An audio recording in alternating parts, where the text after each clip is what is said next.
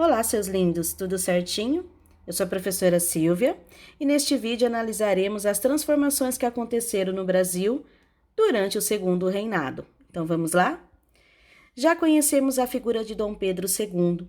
Sabemos que ele foi o nosso segundo imperador do Brasil.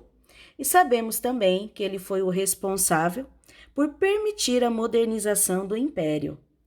Porém, vamos nos recordar que nesse momento da história, a Europa passava pelos processos associados à Segunda Revolução Industrial, o que se refletiu também no Brasil.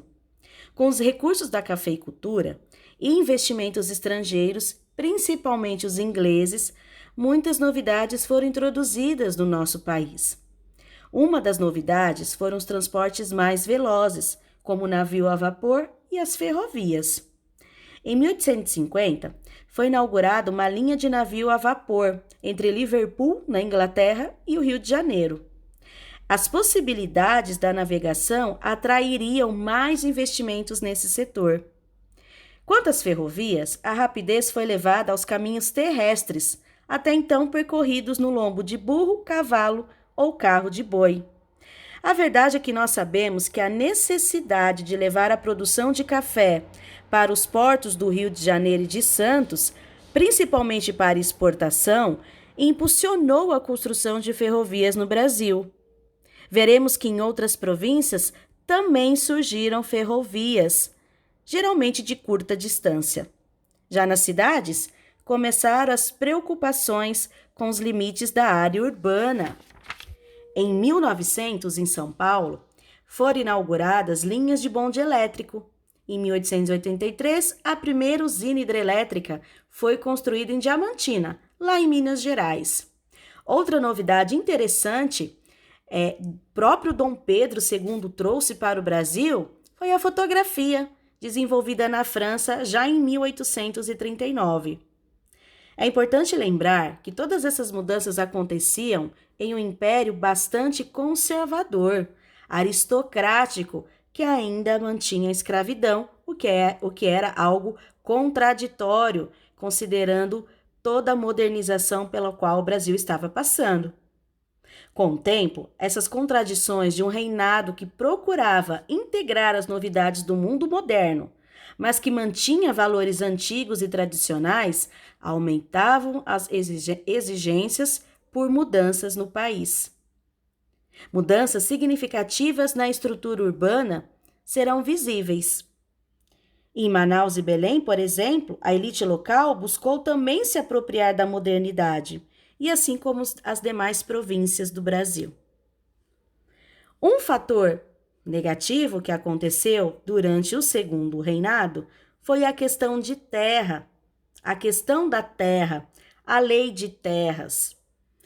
Como já foi dito, nós estamos analisando que a política do Brasil, do primeiro império, favorecia os grupos sociais de maior prestígio. Dentre eles, de modo especial, os grandes proprietários de terra, que compunham a aristocracia rural.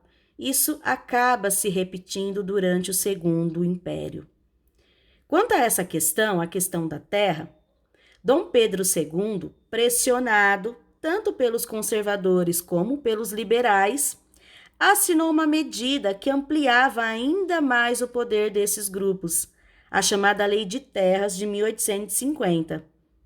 Essa lei, vejam que interessante, ela tinha como objetivo principal impedir que tivessem livre acesso à terra aqueles que não pertenciam à elite de proprietários. Até então, no Brasil, o acesso se dava por meio da posse. No entanto, a Lei de Terras alterou essa situação. Só seriam reconhecidos como proprietários aqueles que tivessem um documento de posse assinado por um juiz, uma escritura. O documento deveria ser pago e geralmente custava uma alta soma em dinheiro. Só quem tivesse recursos poderia adquiri-lo.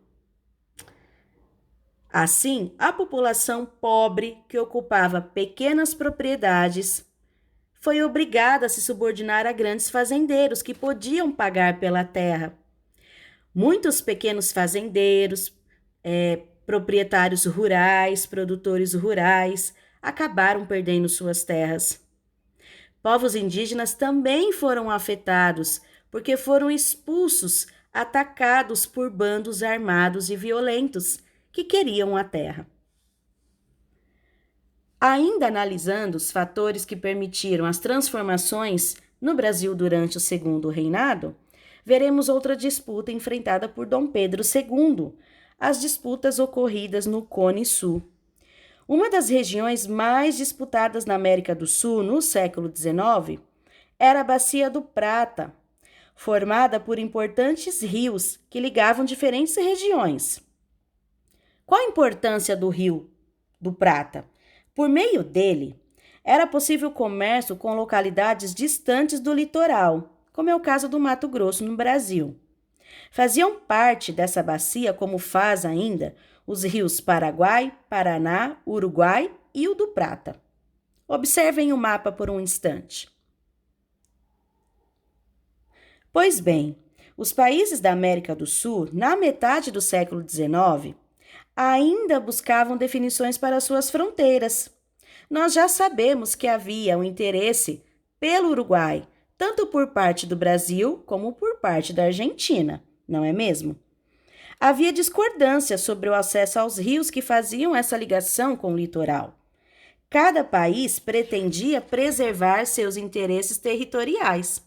No caso de nós, Brasil, o Brasil procurava marcar uma posição de potência regional, mantendo uma política de fronteira que visava preservar os interesses dos fazendeiros que viviam nos limites com o Uruguai e com o Paraguai. A política da boa vizinhança, não é mesmo? Mas nós sabemos também, já estudamos esse conteúdo, que havia esse interesse por parte dos uruguaios, né? Tanto do Brasil como dos argentinos. Olha o que acontece então. Em 1839, a Argentina foi favorecida por alianças políticas entre seu presidente, Juan Rosas, e o presidente do Uruguai, Manuel Oribe. Perceberam? Uma aliança se fez entre os argentinos e os uruguaios. A Argentina, na verdade, pretendia ampliar o seu domínio, agregar o Paraguai e também o Uruguai e formar assim um único estado.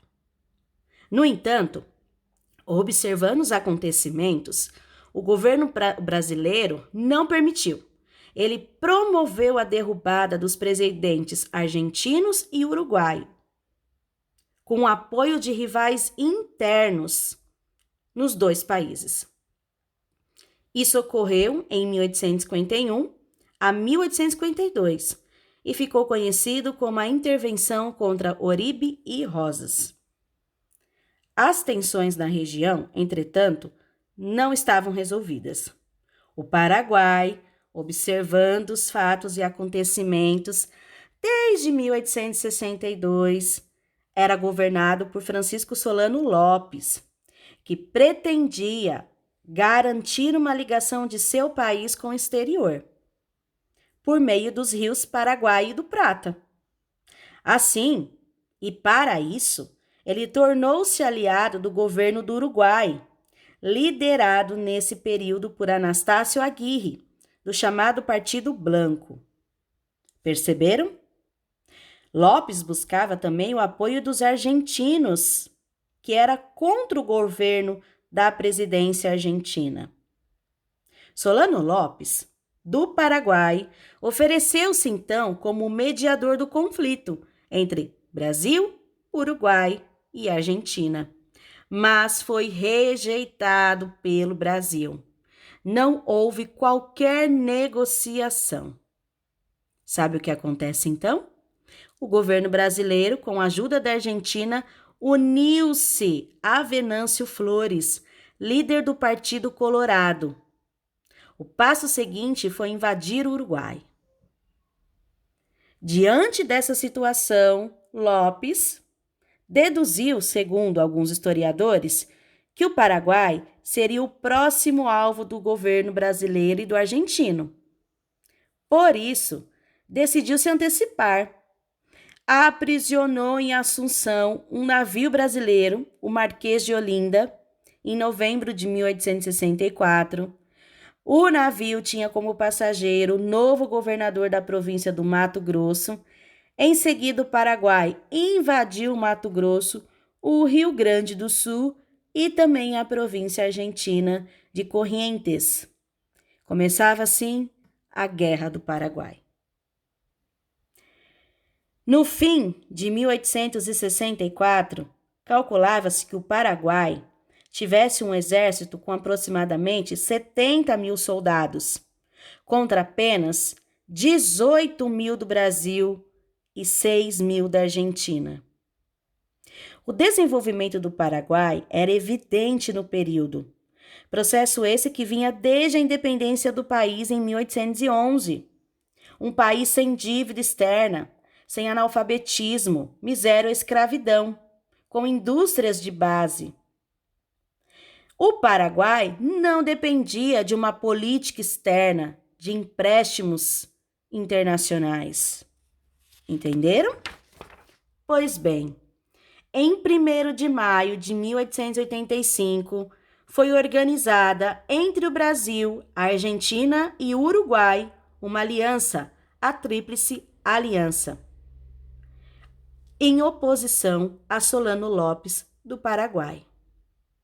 O Exército Brasileiro mobilizou então a Guarda Nacional e organizou tropas improvisadas, cujos participantes ficaram conhecidos como os Voluntários da Pátria. Como foi possível? Vejam só que interessante. Muitos se juntaram aos Voluntários da Pátria. Muitos escravos participaram da Guerra do Paraguai, ao lado do Brasil, com a promessa de serem libertos. Mulheres acompanharam as tropas, prestaram serviços médicos e de cozinha. A união dessas forças contra o Paraguai foi muito grande e fundamental. Levou o governo Solano Lopes a sofrer as suas primeiras derrotas. Aos poucos, ele foi ficando em uma posição defensiva. Por 2 anos, ele resistiu às tropas. Em janeiro de 1869, depois de várias vitórias, o exército brasileiro entrou finalmente em Assunção. As batalhas foram violentas. Muitas mulheres, crianças, idosos foram vitimados. O conflito terminou definitivamente com Solano Lopes morto pelas tropas brasileiras em 1870.